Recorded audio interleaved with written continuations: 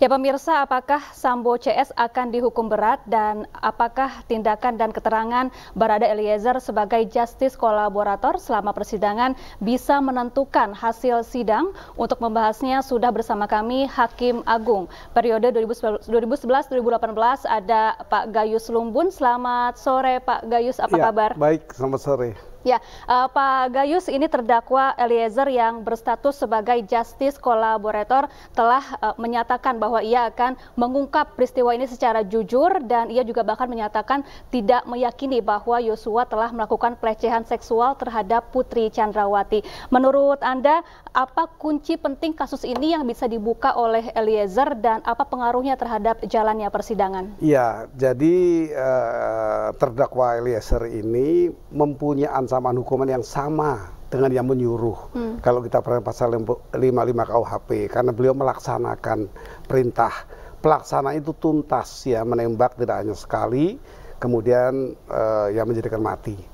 Oleh karena itu status GC, ya, justice kolaborator ini memang jalan satu-satunya buat Barada E ini mendapatkan pengampunan. Itu jelas diatur, satu kehormatan bagi orang yang bisa menjelaskan apa yang terjadi sesungguhnya sehingga hakim terbuka apa-apa yang akan digali untuk keadilan.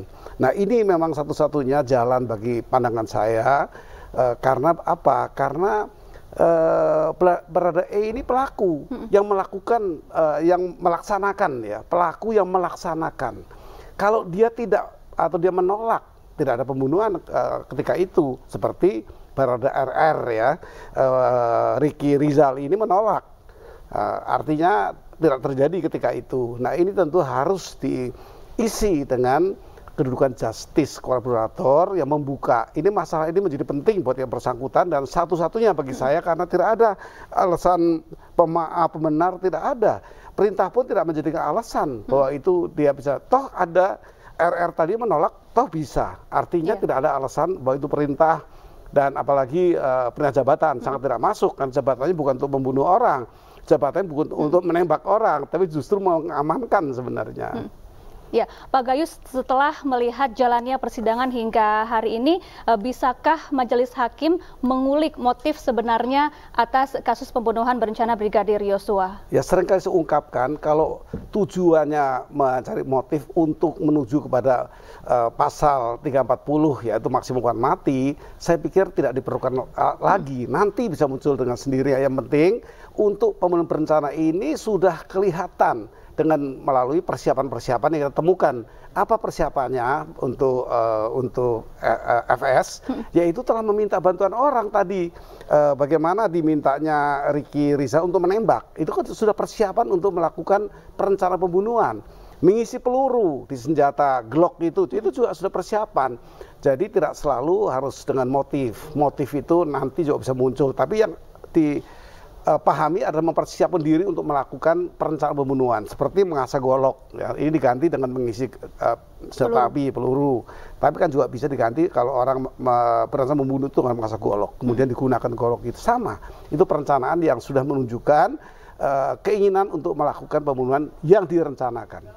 Ya, Pak Gayus, sidang kasus perintangan penyidikan juga tengah berlangsung dengan agenda pemeriksaan saksi pada hari ini. Kemudian bagaimana kaitan sidang kasus ini dengan upaya membuka tabir pembunuhan berencana Brigadir Yosua dan juga kaitannya dengan pemberatan hukuman terhadap Ferdi Sambo CS? Hari ini baru putusan sela untuk syarat-syarat persidangan dalam pembuktian, yaitu apakah tempat lokus delicti dan tempus waktu yang terjadi perkara ini sudah dapat dipastikan, lalu identitas pelaku masing-masing. Ini saja hari ini. Jadi kalau keluar dari itu, ya tentu majelis hakim akan tidak menerima.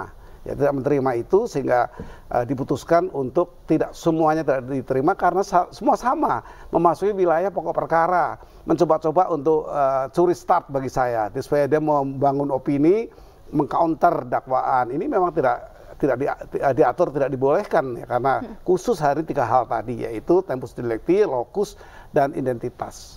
Ya, terkait kasus obstruction of justice ini, para polisi yang kini menjadi terdakwa mengaku menjadi korban Verdi Sambo. Mereka mengaku hanya menjalankan perintah dari atasan dengan mengamankan CCTV tanpa tahu bahwa ternyata yang diperintahkan Verdi Sambo ini merupakan bagian dari rekayasa. Apakah ini bisa menjadi hakim memberikan keringanan hukuman terhadap mereka? Kalau saya berpikir tidak, karena ada dua kelompok. Bagi pengusaha yang ada tadi, kalau dia tidak ada kompromi, kita ukur dengan harganya itu wajar ya, tidak harga beli mahal. Kalau ada mahal tentu ada kompromi lain, ini kita curigai. Tapi khusus untuk anggota kepolisian, terutama bagi pangkat yang sudah cukup tinggi, bahkan dan jenderal, ini tentu berpikir yang lebih sensitif. Kenapa alat yang mereka tahu sebagai reserse ini gunanya untuk mengungkap kejadian pidana di rumah itu, kok disuruh langsung otomatis mau. Ini tentu pertanyaan silogisme dari pikiran orang dan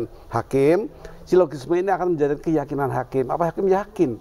Semua anggota polisi pangkatnya tinggi, tapi disuruh merusak, disuruh menghilangkan, langsung mau. Ya. Tentu ada pemahaman bahwa yang dihilangkan itu bukan bukan perangkat kerasnya, bukan bendanya, tapi isinya. Baik. Ya, itu kira-kira yang perlu dipahami. Pak Gayus, ini terkait sidang sunyi yang digelar tanpa suara ini yang disayangkan oleh masyarakat. Nah, Majelis Hakim menyebut ini untuk melindungi para saksi yang bersaksi. Kalau tanggapan Pak Gayus selaku mantan Hakim Agung seperti apa? Langkah hakim sudah tepat, karena ini bukan berarti tertutup. Ini tetap terbuka, tapi tidak penuh.